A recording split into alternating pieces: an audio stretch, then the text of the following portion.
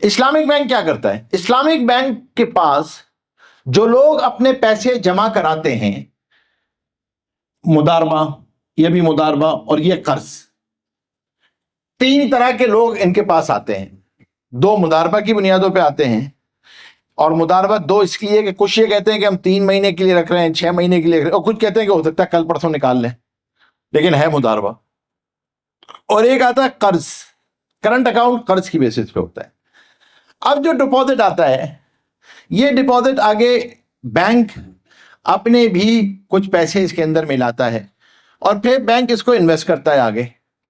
अब जब इनके पास लोग आते हैं कि हमें गाड़ी चाहिए, हमें मकान चाहिए, हमें रॉ मटेरियल चाहिए, तो बैंक इन पैसों से खरीद के इसको आगे दे देता है। और इनको जब आगे देता है तो इनके साथ, क्योंकि ये डीएम है, इजारा है, मुराबा है, ये फिक्स करता है। जो प्रॉफिट आता है वो डिपॉजिटर के साथ शेयर करता है, जो शेयरिंग रेशो तय की होती है, 80-20, 70-30। आजकल फैसल बैंक की क्या चल रही है? 50-50 है, 50-50। आजकल जो रेशो है वो 50-50 है। डिपॉजिटर को 50% देते हैं और जो बैंक होता है वो 50% रखता है। शेयरिंग जो होती है यहां पे, प्रॉफिट शेयरिंग जो होती है वो ग्रॉस पे होती है, खर्चे निकाल के नहीं। यानी फैसल बैंक की ब्रांचों के खर्चा, फैसल बैंक के एम्प्लॉइज का खर्चा, ये सब फैसल बैंक अपने प्रॉफिट से देता है। यस, जाएगी।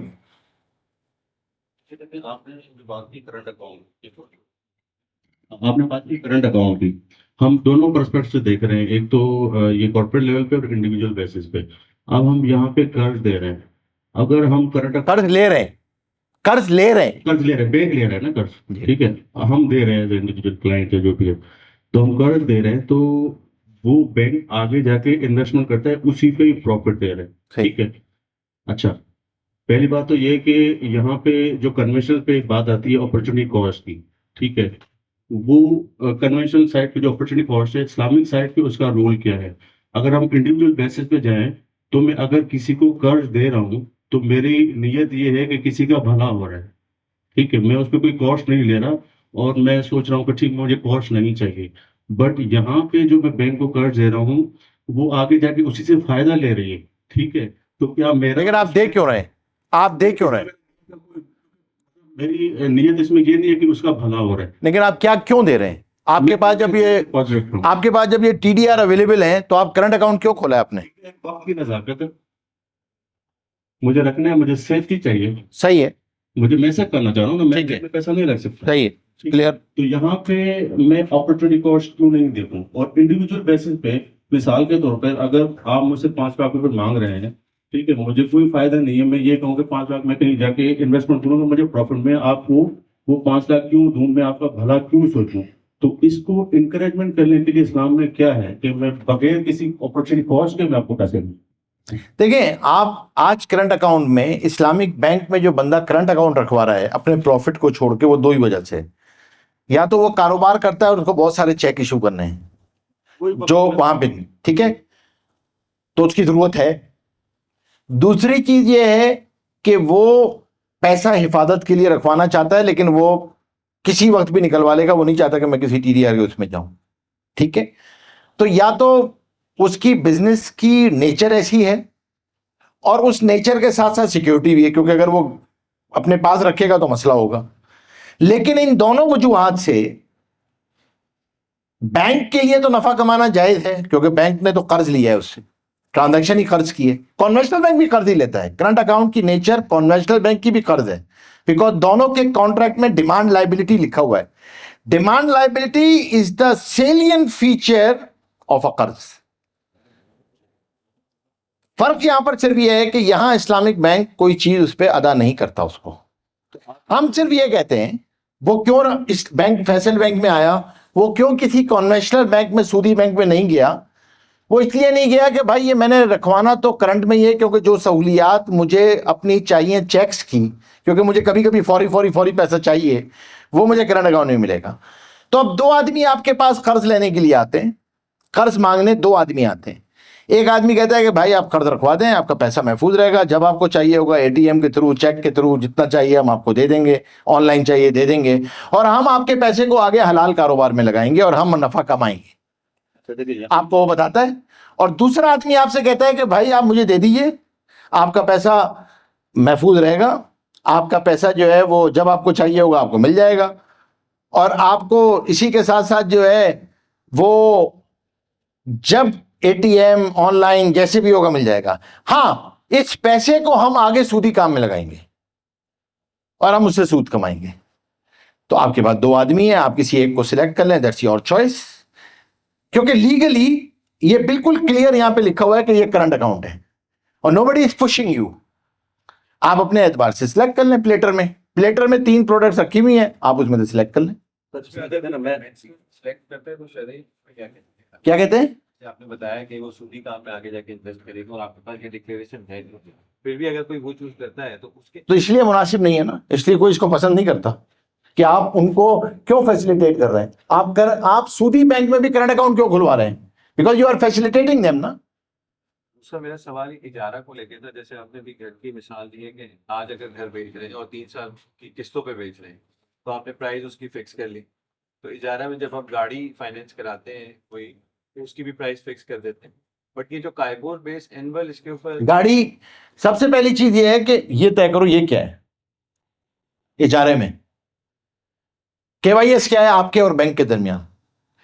प्रोडक्ट में कभी आगे मत बढ़ना, ये मैंने आपको बेसिक एसओपी दे दिया है, याद रखिएगा। ये आपको मिलेगा नहीं क्योंकि मैंने किताब अभी लिखी नहीं है, तो अभी आप लोग लिखेंगे तो काम आएगा आपको, वरना किताब में हो सकता है महंगा खरीदना पड़े आपको फिर।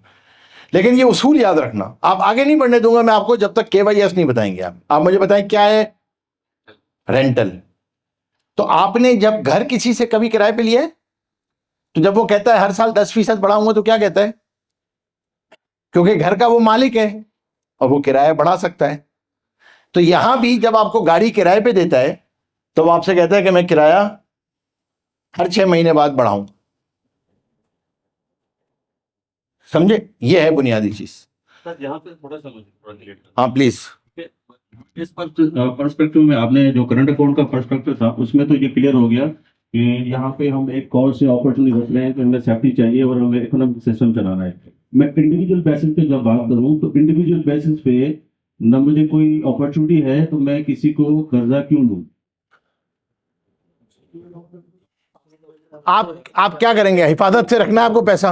नहीं, मैं इंडिविजुअल बेसिस पे, मैं इंडिविजुअल की बात कर रहा हूं। आप पैसे घर में रखेंगे?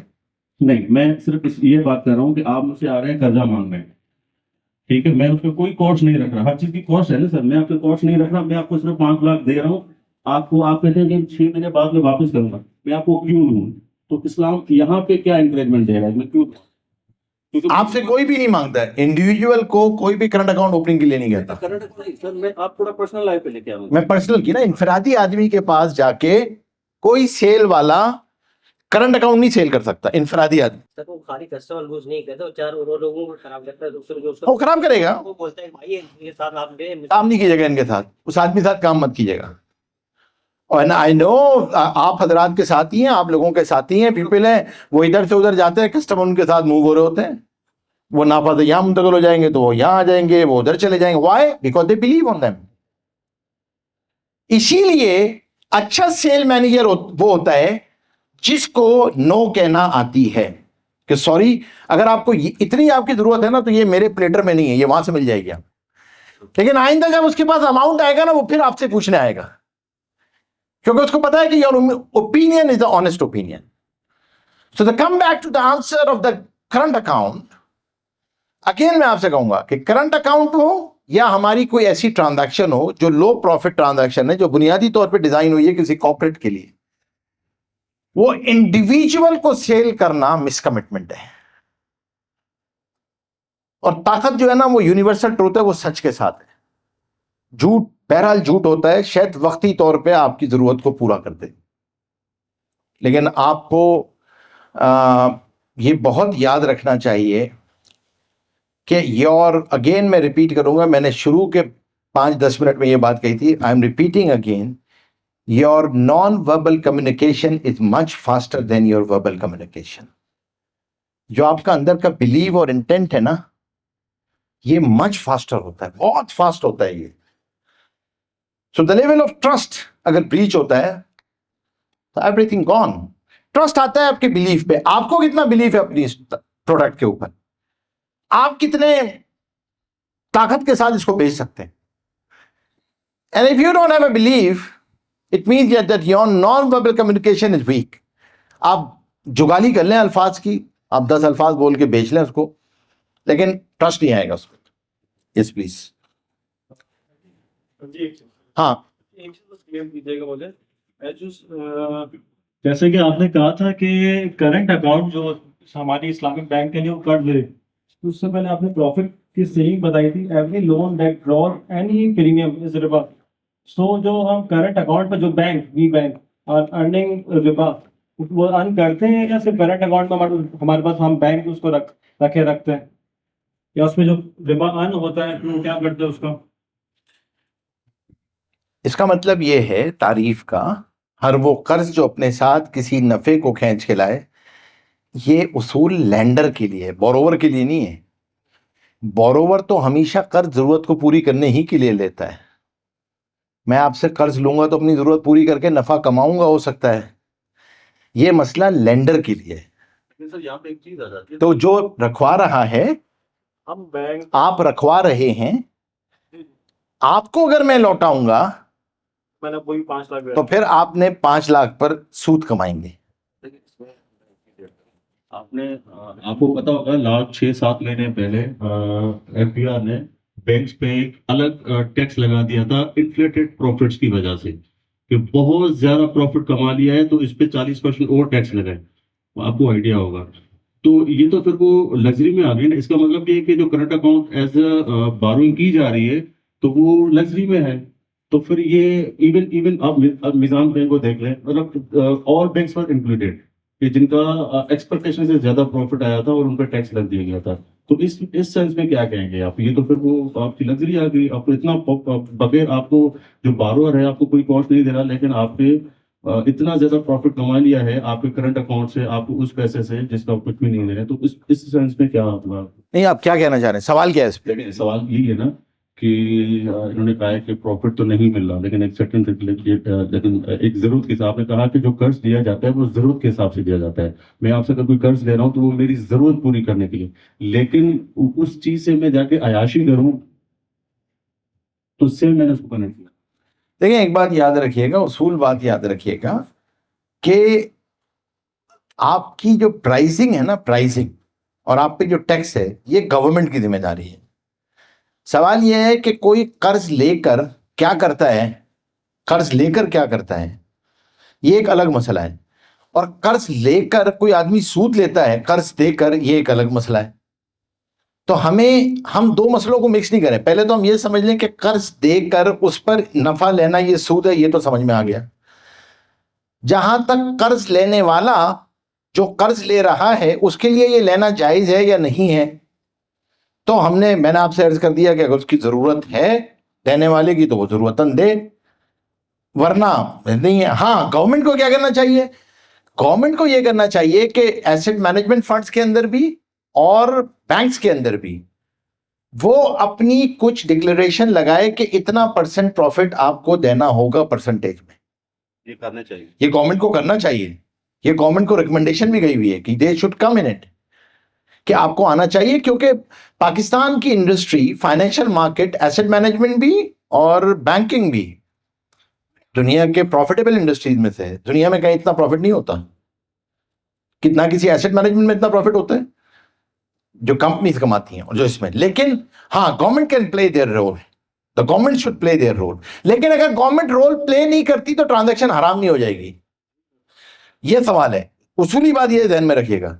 लोग समझते हैं कि अगर गवर्नमेंट रोल प्ले नहीं करेगी तो ट्रांजैक्शन हराम होगी। ट्रांजैक्शन हराम नहीं होगी। यानी अगर किसी आदमी के पास गाड़ी मौजूद है और कोई अपनी जरूरत के लिए दूसरी गाड़ी इजारे पे ले ले तो उसे हराम नहीं कहेंगे, अगर वो किराया दे सकता है,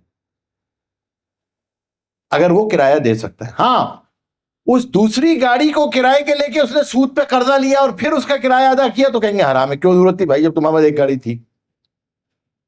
गवर्नमेंट तो ऑलरेडी टैक्सेस ले रही है। हाँ, वहाँ पे ले रही है। गवर्नमेंट टैक्सेस लेती है ना, लेकिन आपकी परसेंटेज को डिसाइड नहीं किया ना उसने। मिसाल के तौर पे 50-50 है ना आज की तारीख में। हो सकता है गवर्नमेंट आगे जाके ये डिसाइड कर दे कि भाई आप 80-20 पे काम करेंगे, 80% डिपॉजिटर को देंगे, 20% अपने पास रखेंगे। आपने एम्प्लॉयज की तनख्वाहें कट करनी है, कट करें, जो भी करना है एक्सपेंसेस कट करें, डिपॉजिटर को इतना पैसा जाना चाहिए। गवर्नमेंट कर सकती है, government can play this role, ये गवर्नमेंट के पास है, हक है। जैसे प्राइसिंग है ना, पेट्रोल इतने का होगा, गैस इतने की होगी, इलेक्ट्रिसिटी इतने की होगी, गवर्नमेंट कंट्रोल करती है ना प्राइस को। तो इसी तरीके से मेरा भी हाँ जी, आमतौर पे लोगों के जो जहनों में होता है कि हमारे यहाँ जो प्रॉफिट्स हैं जो हम देते हैं फंड्स में और बैंक्स में, वो हमारे इंटरेस्ट रेट। आज स्टेट बैंक ने 22% का जो इंटरेस्ट रेट था वो उसको बहाल के रखा है।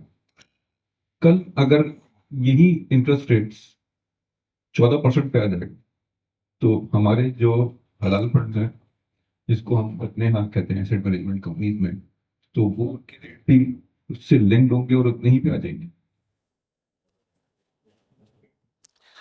आपका हर वो फंड जो किसी ऐसी प्रोडक्ट के साथ होगा जिस प्रोडक्ट की प्राइसिंग इंटरेस्ट रेट के साथ हुई हुई होगी, वो नीचे आ जाएगा। और हर ऐसा फंड जिसकी लिंकेज जो है उन प्रोडक्ट्स के साथ नहीं होगी, उसको ऊपर इफेक्ट नहीं आएगा।